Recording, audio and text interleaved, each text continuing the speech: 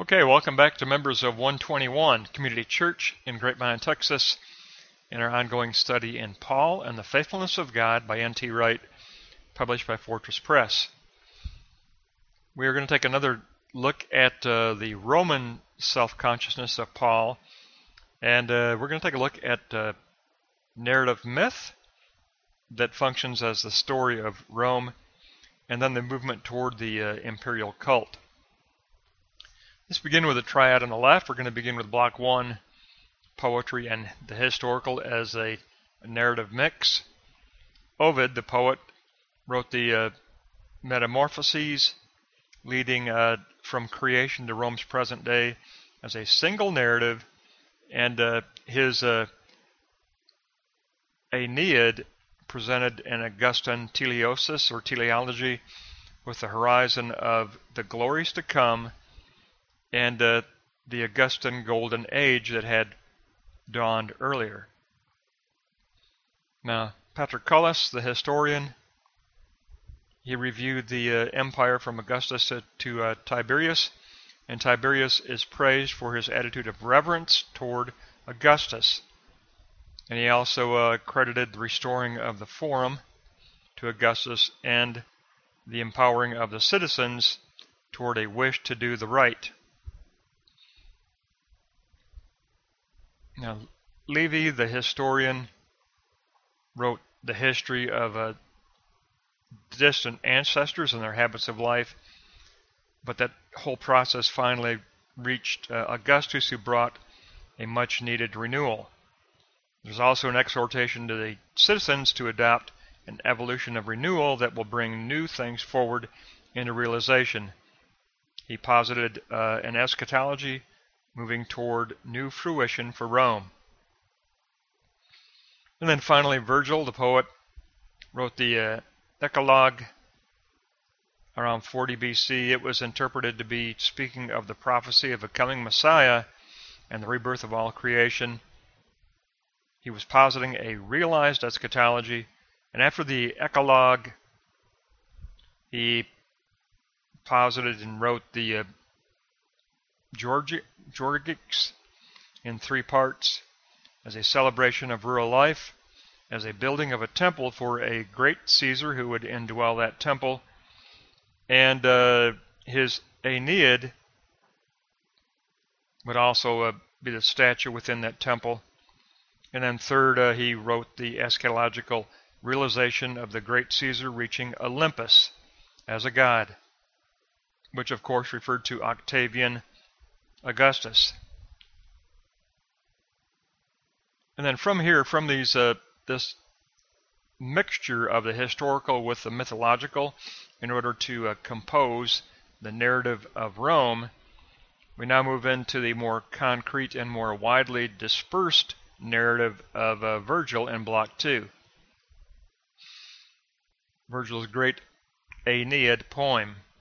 It was his most famous work, a great narrative reaching back hundreds of years and then reaching a conclusion which the gods always intended, a heaven-sent fulfillment, a glorified vision of society, a realization of the ideal of Rome, a poetic teleology like no other. There were other teleologies that were present at the same time, Aristotle's teleology of virtue and Israel's teleology of Abraham, of course, but there were 6 key contributions to Virgil's Roman narrative teleology. First, there was the emergence out of chaos of Augustus himself. Then there was the restoration of peace in Italy. 3, there was a sense of renewal that the people had captured as an anticipation out of Rome's legendary past. 4, there was Virgil's patron and his political connections. And there was Virgil's own literary development. And then there was a prepared citizenship who were ready and anticipating the new age that was coming. So the Aeneid became extremely popular, and the Aeneid by Virgil was adapted to the stage. It spread to Alexandria, it spread to Tarsus where Paul lived, The Virgil's Aeneid was extremely important as a concrete narrative for the ideal Rome, for the idea of Rome, and its movement toward fulfillment. And from there we want to take a look at Virgil's Aeneid in Block 3, which in the Latin it's Aeneas, the son-in-law to the king of Troy, who settles Rome. He becomes like the Abraham as the father of Israel, Aeneas is the father of Rome. Through Aeneas, the new age of the Romans would rise up out of the Trojan stock. It would produce a kingdom without end. Aeneas would start and inaugurate a kingdom without end, and his son, Ascanius, would actually found the city of Rome, and then it was refounded by Romulus, who named it Rome. It is prophesied that out of Ascanius would come the new Julius, an Augustus who will bring peace upon the earth, a great Augustus who will bring peace upon the earth. So we can see that Rome did have a narrative of their own. It was a syncretism of historical writings and poetic expression. History was imprinted by epic poetic narrative, and that added up to myth. History plus poetry equals myth. History plus poetic imprint equals myth. And that was the narrative for Rome. They had an imprinted narrative that was a history imprinted by epic poetry. They had a mythological narrative that was widely dispersed throughout all the provinces, not just Rome itself, but throughout all their provinces, and definitely in Tarsus, definitely in Alexandria. Those were intellectual centers. So Paul would have had the Aeneid of Virgil certainly present in Tarsus. From here we want to move on from the narrative myth, which became Rome's story, to how it influenced and moved into imperial cult. So let's move to the triad on the right and take a look at imperial cult. And we look at block 1, the plurality of the emperor cult. The imperial cult, according to N.T. Wright, possessed a plurality of forms and strategies. It wasn't a singular expression. It had a plurality of concrete expressions. Horace and Virgil were considered the propaganda machine for Augustus. Domitian actually, in his reign, demanded that he be called Lord and God. So arrogance certainly played a role in this evolution toward the imperial cult. The larger context included the emperor's political position being considered along with the emperor being a man of religion. And many times the emperor would also take the position of a Pontifex Maximus, high priest. All of life potentially existed as a coherent whole, but that coherent whole was to be brought forward by the emperor, who was to ensure that coherence. Virgil's influential writings attempted to make it visible that Augustus was a god in his own lifetime. So you've got a plurality of concrete expressions of the imperial cult, but we want to move on now to block 2 and take a look at the singularity of factors that contributed to the imperial cult, the singularity of its focus. And first, there are 7. Tradition. In the East, there was already a long tradition of divine monarchy. 2, there's a forerunner. The goddess Roma was already being worshipped in the eastern provinces. 3, there was analogy, because the example of Hercules revealed that a human being with quasi-divine character could be possible. There was also 4, the restored priesthoods by Augustus, as he restored temples and priesthoods both. 5, N.T. Wright tells us there was a distribution of worship. Rome was divided into districts, which created more personal worship experiences and prepared that audience. Then there was the all-important reinterpretation. Rome had reassigned the signs, such as from Athene to Minerva, from Zeus to Jupiter, and some human beings could be linked to the gods, like Augustus to Jupiter or Augustus to Apollo. And seventh, you've got the reason of political security. It was advantageous to show expressions of gratitude to the emperor, especially if you were a governor in any province.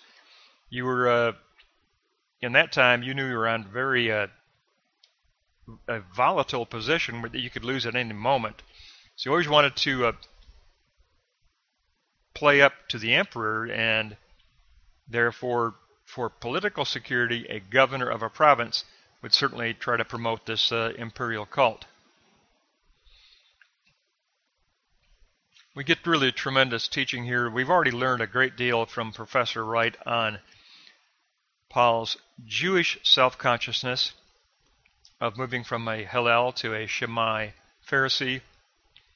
We got a great look at his Greek self-consciousness and the Mithras cult, which was very prevalent in Tarsus.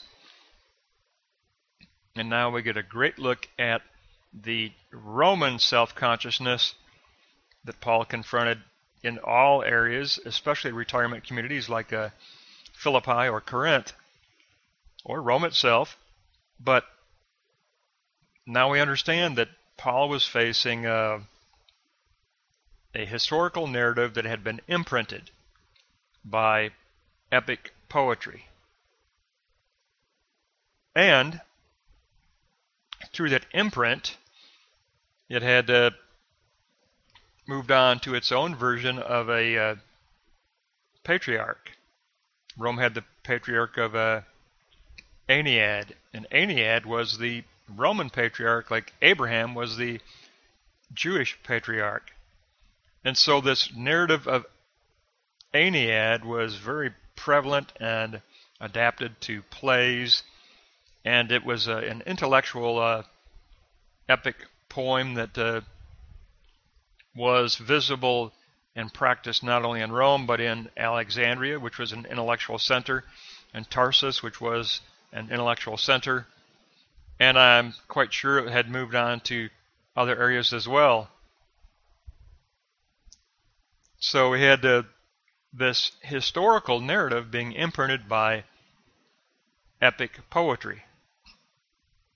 Virgil's Aeneid became the most famous, the most widely dispersed. But then we learned also through Professor Wright that the imperial cult can't be simplistically reduced to a singular concrete expression.